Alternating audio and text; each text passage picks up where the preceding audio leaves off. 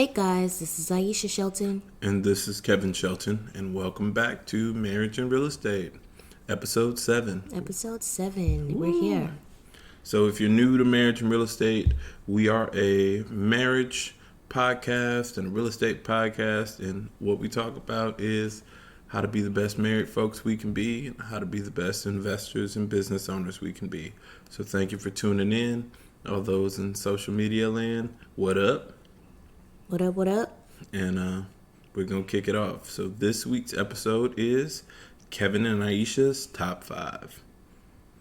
Top 5 things that your marriage should have and top 5 things that your real estate business should have. According to the Sheltons. There we go. So kicking it off, starting off on the marriage side of things, what are the top 5 things that every marriage should have? Bet? Well, the first thing that we think that a marriage should have is a higher power, a belief in something that's greater than oneself, a belief in something that can kind of carry you through during the tough times, right? Yeah, because life is hard. And if you don't have something that can hold you guys together in the tough times and something that you can be thankful for in the good times, then it's a long, lonely road. It is. Just carrying it on your back. I mean, we're blessed to have, all of our parents that are still alive and, healthy parents and healthy children, but that's not always the case. And inevitably, that won't always be the case. And so we'll need something greater than ourselves to lean on. And even in the tough times in our marriage, we need something greater than ourselves to lean on to kind of keep us on track and make us better people, not just for ourselves, but for something greater than ourselves. And I mean, it takes a lot of faith to not only trust that life gets better, but your marriage gets better and parenthood gets better and all those things. So you definitely got to have something to turn to and believe in. So a higher power, number 1. Number 1. All right, number 2. Number 2, a good therapist. Definitely got to have a good therapist. Higher power is fantastic, but if you can't have somebody on the ground to help you work through some stuff. Yeah, a good therapist is definitely clutch. We are definitely in the business of normalizing therapy, both couples and marriage therapy as well as individual therapy.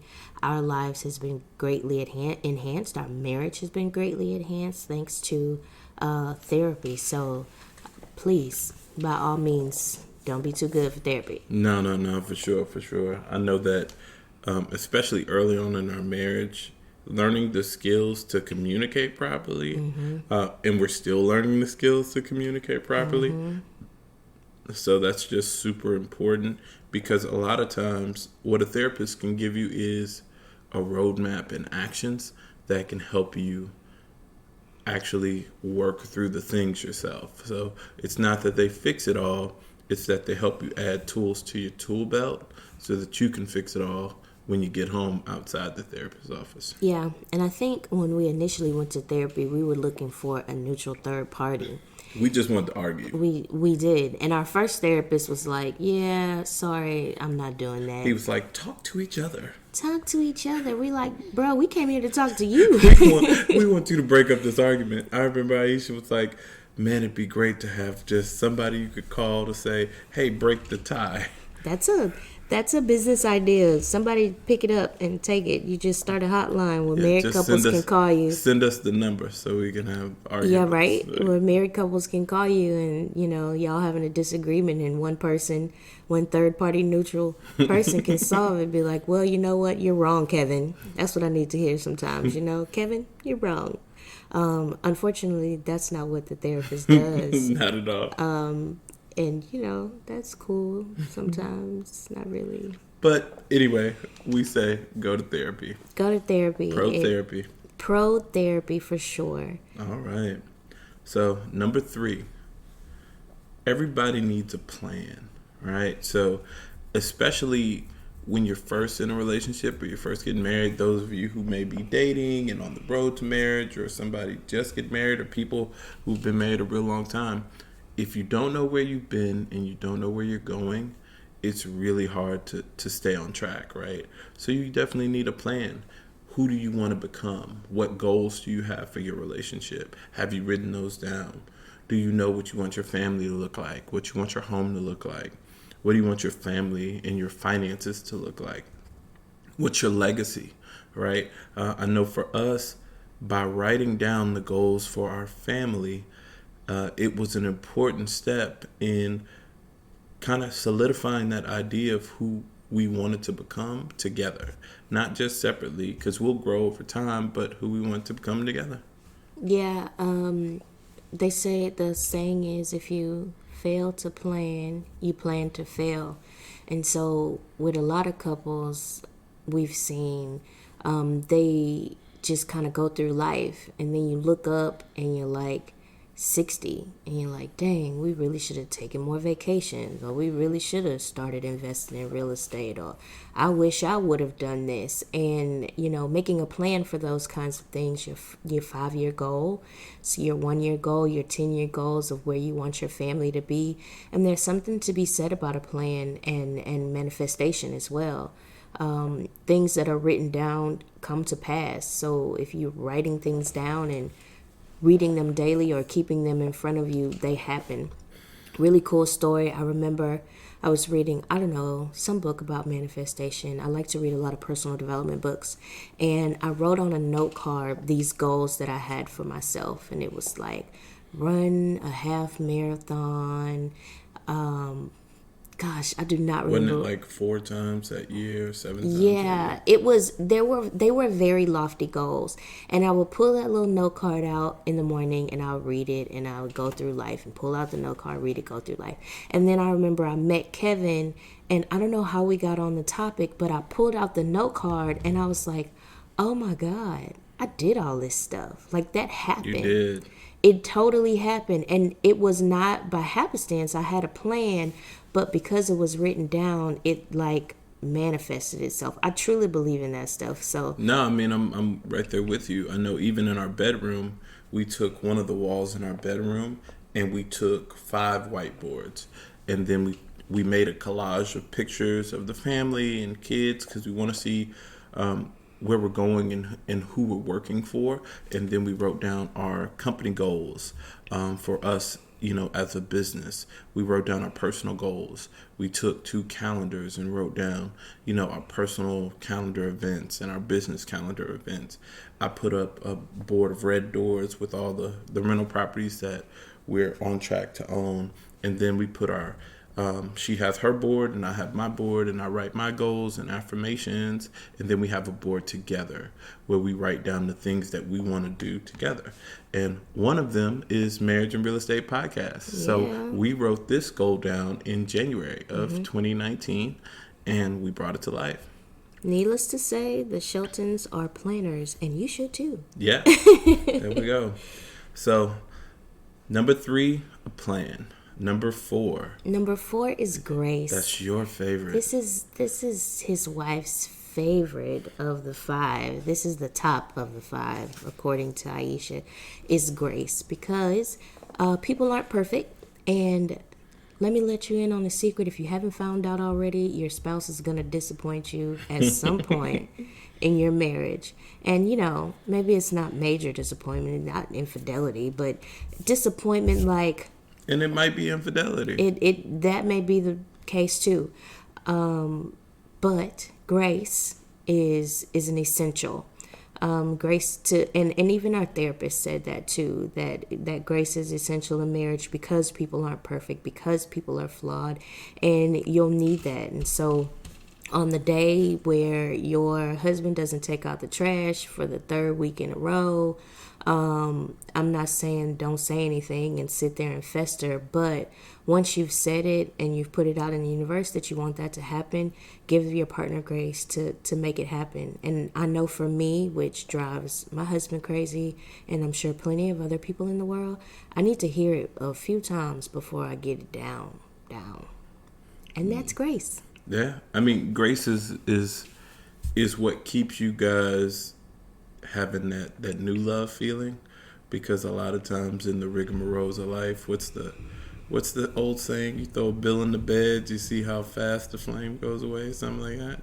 Well, you need that grace so that in the course of living life, you still remember what you're in it for, and that you love that person. That it's bigger than just going to work, going to school, taking care of the kids every day. That grace helps you feel that love. So that's your favorite. Here's my favorite. Shoot.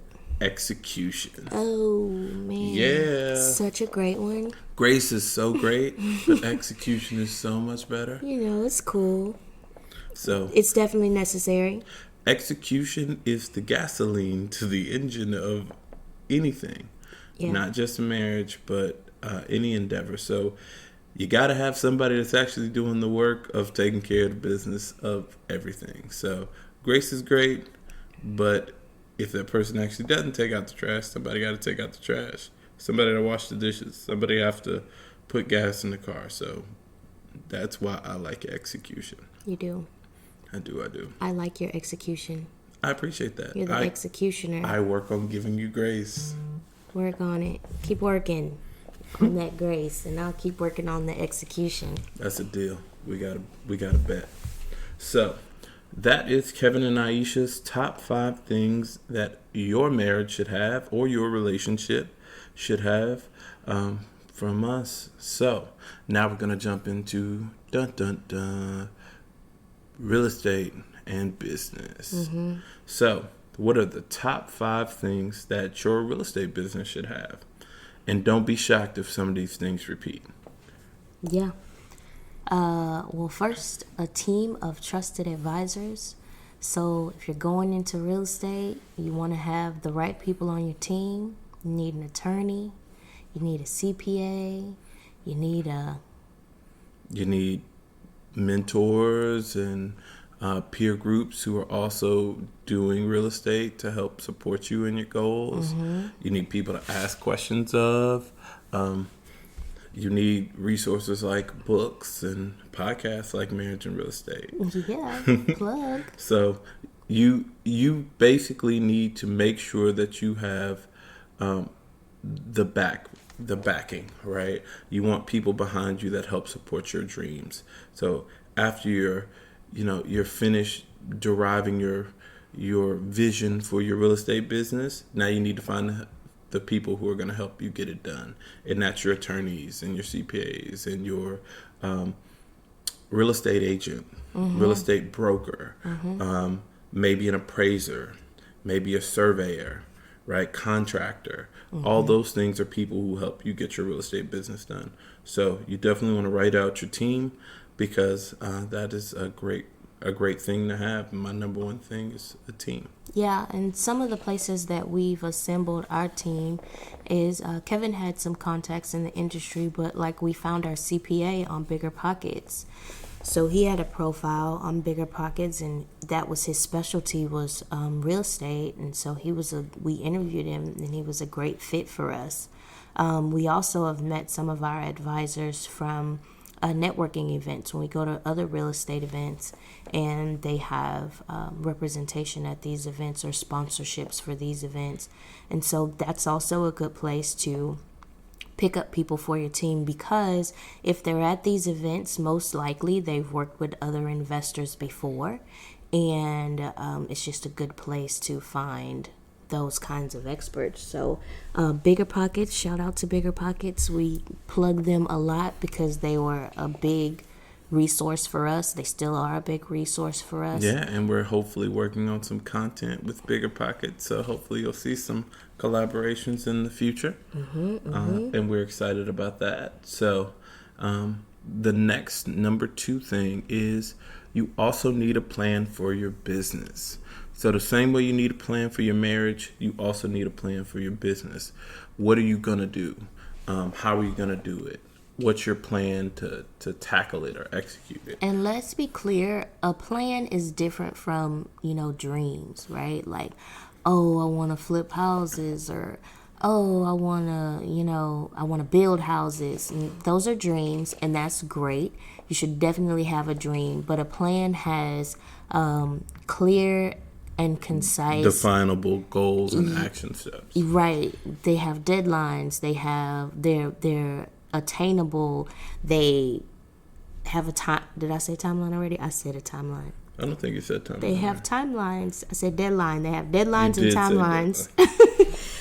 They have deadlines and timelines. So not just the desire to be in real estate. That's not enough. And we meet a lot of people who have the desire to be real estate investors. We meet people all the time. They're like, man, I just want to make quick $90,000 flipping a couple houses real quick. Oh, okay, great. What's your plan? You go ahead. That's great. What's your plan? And so I don't think we can stress this enough. Write it down, put some deadlines and some timelines on it. Have a plan for how you're going to achieve this, or else it's just a dream. Yeah.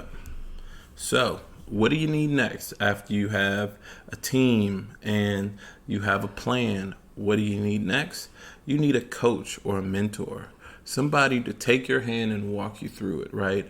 Aisha always says, "What's your famous saying? Like, the best way to learn is through other people who are actively doing it, Or through other people's mistakes." So, if you connect with somebody who can walk you through the process, if you want to buy one rental property, who's better to learn from than people who own rental properties, who have bought rental properties? If you want to flip properties, who's better to learn from than people who have flipped?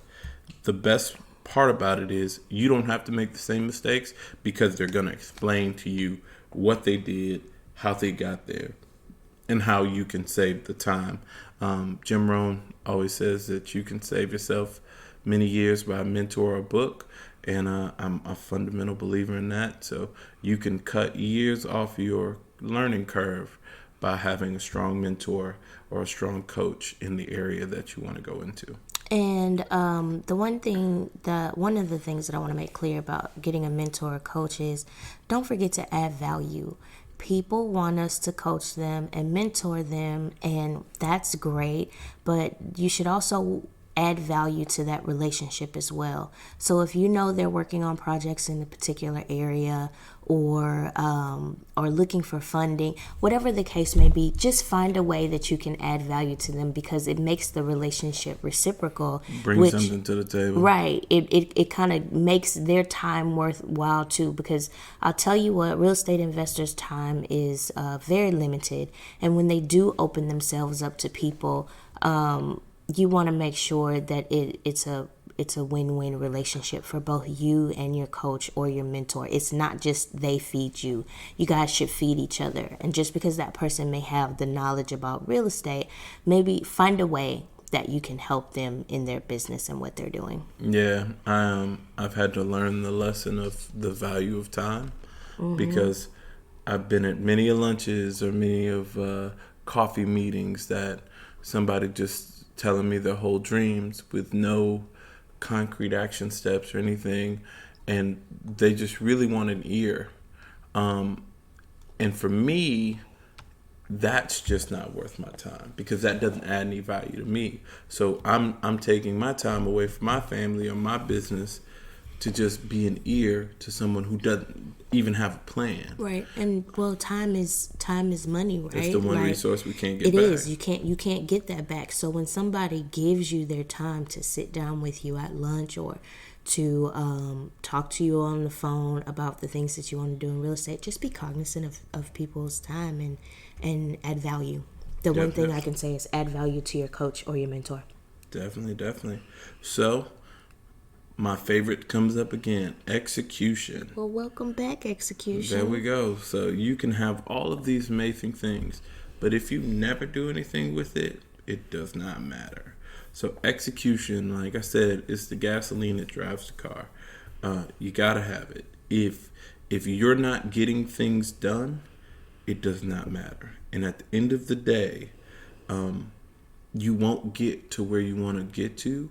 You won't build that new house. You won't create that financial freedom if you're actually not following the steps that you wrote out in the plan, or reaching out to the people on your team, or when that deal comes up, taking it down. So you want to definitely have a good dose of execution in everything that you do, because it's the key to you getting to where you want to go in the future. Agreed. So, last but certainly not least, it's probably the best of them all is patience. Yeah, getting to where you want to be in your real estate career is definitely going to take patience, and the internet will lead you to believe that people are getting Blowing up rich, overnight. yeah, overnight, and that's not true. Takes a little time, takes a lot of work, and a lot of patience. Just No, it's funny. There was a saying about, it was some kind of plant, but it was basically saying it does the majority of its growing underneath the ground before you ever see the leaves sprout above the ground. that's deep. And the thing about it is, you don't know how long the people that you may look up to have been working on their business. Like, this isn't our first year, this is our 5th year of real estate. And it took many years before we could even do our first deal. It was that time growing underneath the ground. Even the manifestation of this podcast, we planned it in January. It wasn't until 4 months later, 5 months later, that the podcast we recorded our first episode. So you got to have the patience to temper you along the journey, because it might not be tomorrow. You might not have that goal or those funds or even build the team overnight. And if you don't have patience, you won't see it through to the end. So you definitely want to have the will to withstand the time that it takes to actually do the things that you want to do. Agreed. So we are so happy to share those 5 things that we think are the top 5 things that you need in your real estate business, as well as the top 5 things that you need in your marriage. And now we're going to roll on to our book recommendations for the week. So the book recommendation that I have for marriage, and it's not, I guess it's really not just about marriage, but No, it's kind of about relationships. it's a relationship book. It was authored by Devon Franklin, otherwise known as Mr. Megan Good. And it was really a really insightful look into men. It's called The Truth. The Truth About Men. It's called The Truth About Men. And it was really insightful to hear from a male's perspective about what men think and why. And also from a woman, like, to better understand, is what I'm trying to say, to better understand how men process things, which is definitely And it's very different. true to form, right? Like, the book definitely there was a lot of things I was like, man, that's not fair that you say that. And there was a lot of things was like, yeah, that's true. We do that. Yeah. So. Kevin hated to admit some of the truths that were in the book, and I know Devon probably got a lot of flack from men, like, man, why you giving away all the secrets, Yeah. So that is the book recommendation this week for relationships. All right. So for the business book this week, or the real estate book, there's a great book that Aisha found and we read together, and it's called The Top 10 Distinction Between Bosses and Employees. Ooh. And this was a great book about mindset. And as we made the transition to bringing on full-time employees, one of the things that I wanted to be very cognizant of is dynamics, and making sure that I was approaching it from the right mindset. And it's really about how to make sure that you're concentrating on the areas of your business that you're supposed to, right? Because if I have somebody, working in the field and I'm going to do their job, I'm not managing the business. I'm not working on the business. I'm doing their job. And it's their job to do the things in the field, and it's my job to take care of the things in the office or manage the business so that I clear the runway for them and they clear the runway for me. And if your mindset isn't right, then that doesn't work. It also calls to calls you out, right? Like, when you read the book, you realize that you do have an employee mindset. Even as business owners, we have an employee mindset. And it's like, whoa, I do need to change the way I'm thinking about this. I do need to change the way I approach this. So if you are looking to, I mean, I don't know how many people want to be free from their jobs, but if you're looking to be free from your job and you're currently employed, you should totally read this book, because it will enlighten you to the differences, and you can even use it within your job, right? You can even though it'll show you the distinctions between the two, it can help you stand out from that. But if you're looking for freedom and to run your own company, it can teach you how to not have an employee mindset as an employer, as a boss. Yeah, or even understand your employer's mindset so you can help them be more successful, so that then promotes you. So yeah, it's a fantastic book. I definitely recommend both these reads. And now we're going to get into some audience questions. So I'm super excited. We got 2 audience questions this week. And I put up a post about our 9th rental property on social media. And it was a pretty hard, complicated deal that we closed, but we're still going through.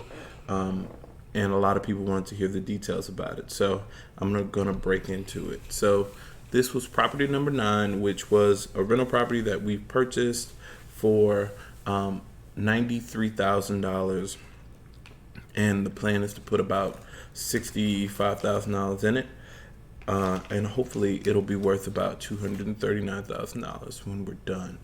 Now, this house is complicated in a lot of different ways. It's an estate home, and some of the difficulties that we ran into was different lien releases from the siblings. So when you have an estate home, parents die and they leave the property in the will. And what happens is the brother and the sister, or the sister and the sister, they have to come to an agreement on what's going to happen with the property. So with this property, it was multiple siblings, some out of state, and originally they were in agreement, but what happened was they fell out of agreement during the process of the sale. So that delayed a lot of the paperwork. It made the process really complicated. We weren't able to originally use a lender because they wanted a cash only deal. So we had to have a creative solution.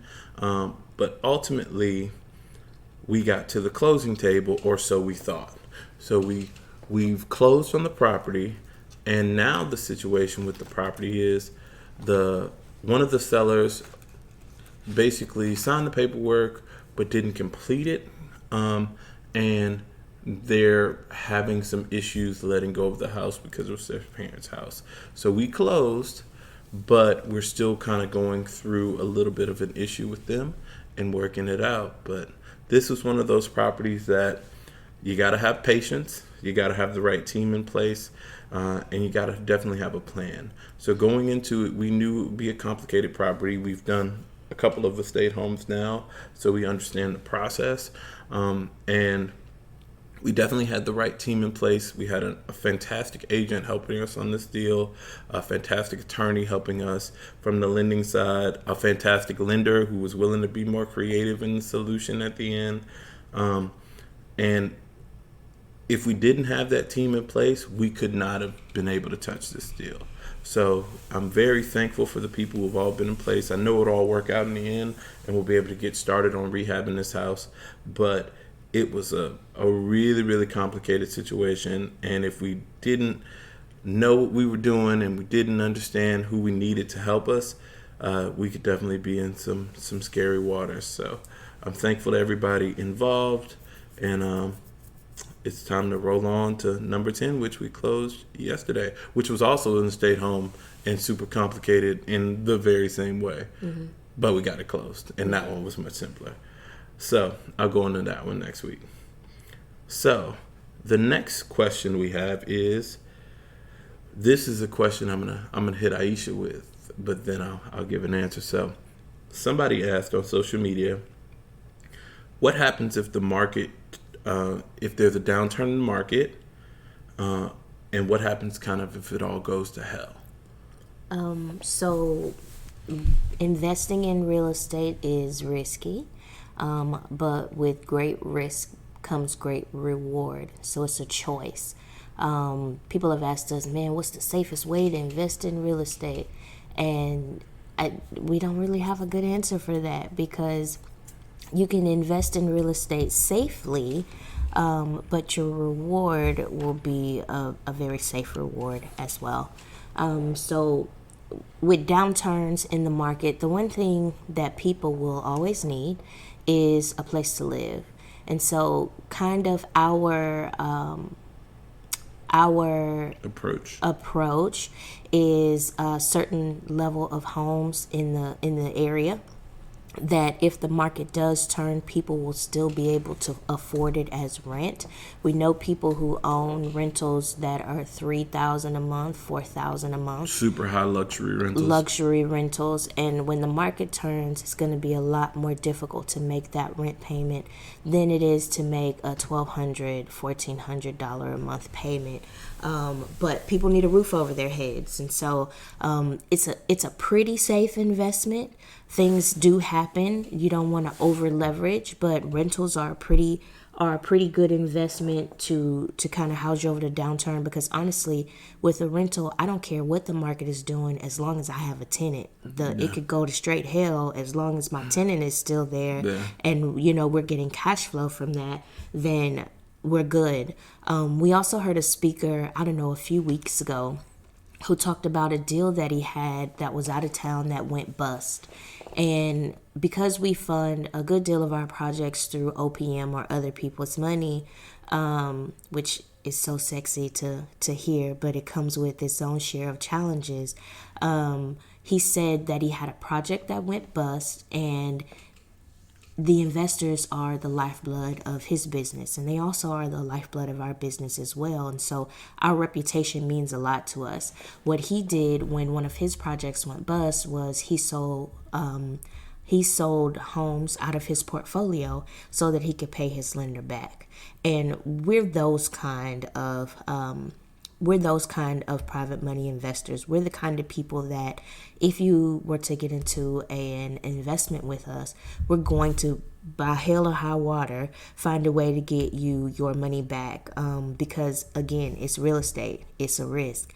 But there's also people out here with integrity. And then there's people out here without integrity that says, this is real estate. This is a contract. It's an investment. It's a risk. And sometimes you win and sometimes you lose. That's true. But for this, I just think there's a way to do it. And that story really struck me. And while we haven't had that happen to us, there are no guarantees in the future. But the one thing that Kevin and I did agree on when we heard that was like, that's a good strategy. And that's certainly something that we would do in the event that we came across that. Yeah, which is funny because in the same speech, he was talking about protections for lenders and what some investors do and what some investors don't do. And what I was very surprised by is a lot of our standard practices in our business are things that a lot of investors don't do. Mm-hmm. So the way that we protect our lenders, the documentations that we use, the attorneys we use, and the processes that we follow are some of the best standards of practices to protect your investors' dollars and put them in the right position. And that was pretty cool. So I was happy with that. Now, you said basically everything that I could have said on the answer. So good job. High five. The only thing I'd add is, I had a friend ask me about, well, what if we go to a digital currency, or what if the dollar goes away or whatever. And my standpoint is the same as Aisha's. It doesn't matter what the market's doing. It doesn't matter if they're paying in gold bullions or if they're paying in cryptocurrency. People got to have a roof over their head. And we provide a beautiful, safe, taken care of product for the people who not only buy our homes for sale, but also live in our homes for rental. So we make sure that not only our buyers are taken care of, our investors are taken care of, but also our tenants are taken care of. And that's very important to us. We don't want to put somebody in something that we wouldn't live in. We want to make sure that everybody has a beautiful space to call home. And at the end of the day, what we believe and what our philosophy is that if we're providing that and we're providing that service, we'll always have a tenant that calls our homes home, and we'll always have cash flow coming in the bank. So, yeah. Well, with that being said, we are so happy to have you guys. Please subscribe, tune in, follow the social medias. They'll all be in the links in the comments below. Drop us a comment. Let us know how you like this episode. Please drop us a email or a question at mnrpodcast@knacompanies.com. And we will see you next week. We will. And finally, I just want to say thank you to everybody that has shared the podcast.